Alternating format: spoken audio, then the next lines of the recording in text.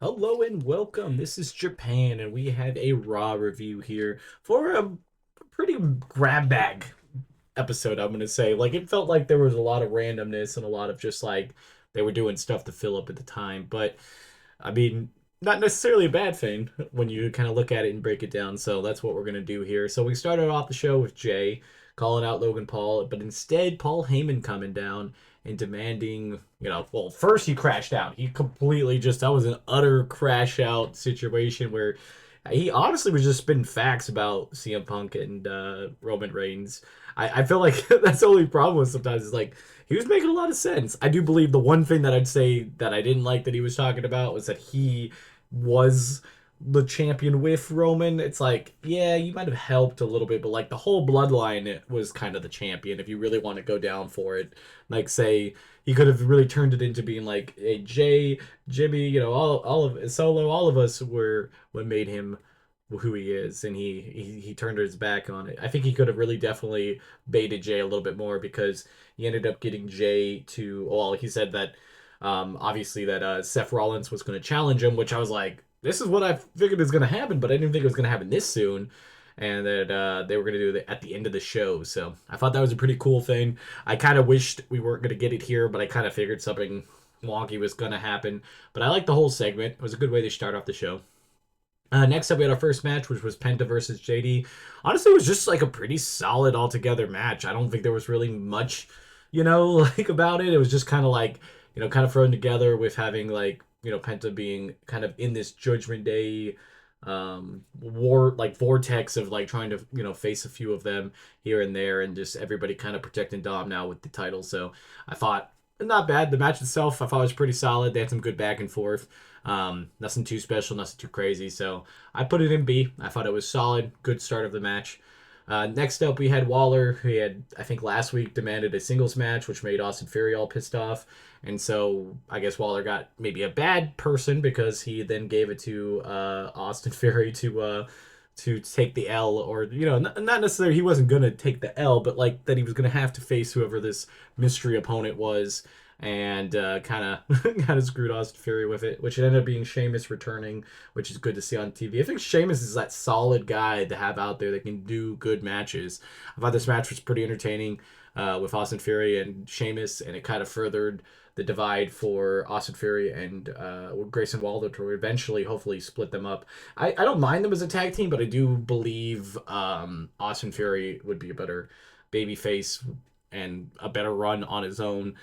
Even if he was a heel, I think it'd still be better on his own. But I think babyface Austin Fury would be pretty decent.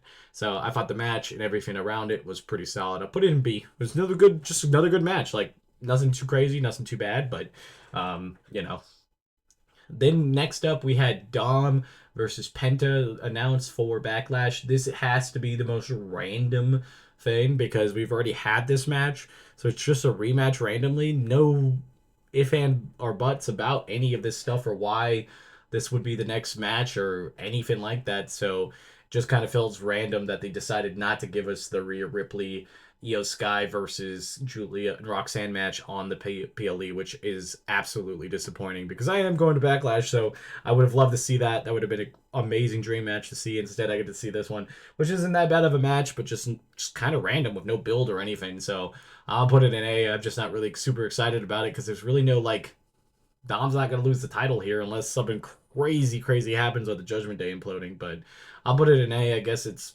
better than what they could have announced, I guess, but honestly, it wasn't much better than that.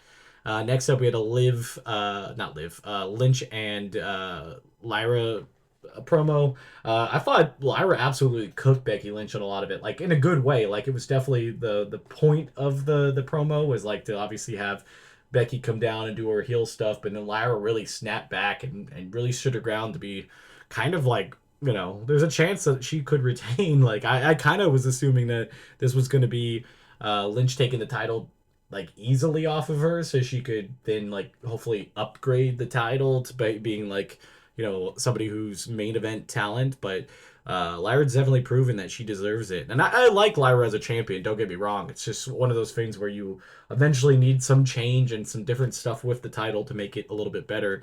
And if they give feuds like this to Lyra 24/7 and let her do that stuff on the mic, then I'm cool for keeping the title because this has been a pretty red hot feud. And I put this up in S tier. I thought it was really good. Next up, we had Io Sky versus Roxanne Perez, which surprisingly did not end in DQ. I really thought that's what we were going to get, was just another like DQ finish. And Roxanne taking 2 pins from Io in less than a week is pretty crazy.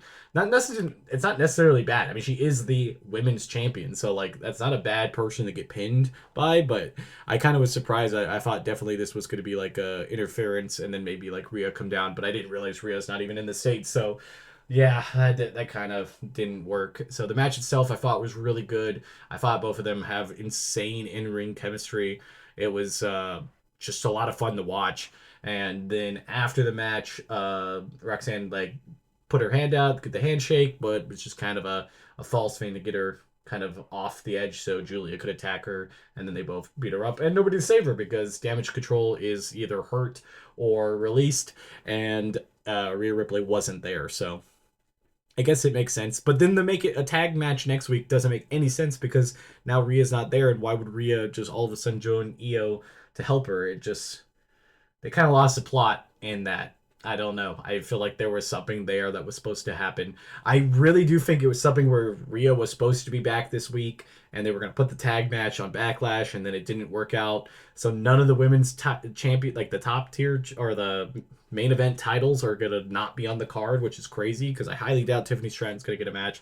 And I think most of what Backlash is already, pretty much set in stone. So yeah, that's not the greatest. I put this all together into A. I thought it was really good. I was a little confused by running it here to just set up a tag match for a random Raw. Setting it up for Backlash would have been the better idea.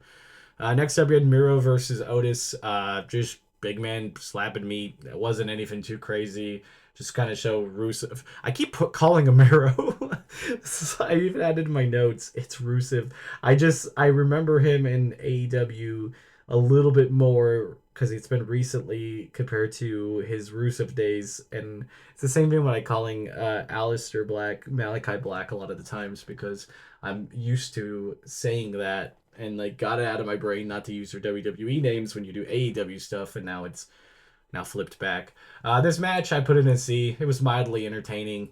Good to see Rusev kind of like be that monster, but I mean, I don't know. What is the Alpha Academy other than just getting absolutely destroyed by anybody and everybody? So doesn't I guess nothing too crazy with that. But also on the Penta and JD match, I did think it was kind of crazy that like obviously Chad Gable came down too to mess with Penta. So like Penta does have a lot of stuff going for him, so like I do think that even if he somehow could win the IC title, he would then be into a lot of good red hot feuds. So it could make him a better candidate to knock off Dom. I just can't really imagine Dom losing it that fast. Then we had Gunther and Pat McAfee. Honestly, this made me enjoy this feud a little bit more. Pat McAfee obviously is good on the mic because he's a commentator, but he just cut a really good promo and really got the crowd pumped up to for this match because I really was just kind of really upset that this match was on the Backlash card. I would have been fine with it for a Raw, but like, and I really thought I'm like, hey, Pat McAfee just needs to absolutely get destroyed, but I felt like he kind of fired up Gunther, and it seemed like it's a legitimate like feud to a certain extent right now. So I actually don't mind it. I'm gonna put it up in S tier. I thought it was a pretty good segment. Then we had the main event, which was Jey Uso versus Seth Rollins, which was a absolute banger of a match. This was way better than the WrestleMania match for Jey. He did pretty solid. Some of the moves looked a little, less than stellar towards the end. I know they were kind of gassed, and you kind of have like where you kind of are doing moves like that because you are gassed, but this one kind of didn't feel like this felt like more legitimately like just missing up a little things. It was just small. It wasn't anything too crazy. I thought the entertainment value of the match was still really high. I'd put it up in S tier. Unfortunately, uh, there was really not going to be a good winner here because obviously uh, Jay wins the match. Well, I guess it retains. It's a no contest, which again does not make sense. I think they've changed it from now that it is a Seth Rollins win. Originally, they said it was a no contest, but I do not. I think they switched it up after that. So yeah, it kind of just made Jay look really weak because Sammy came down to try to even it up.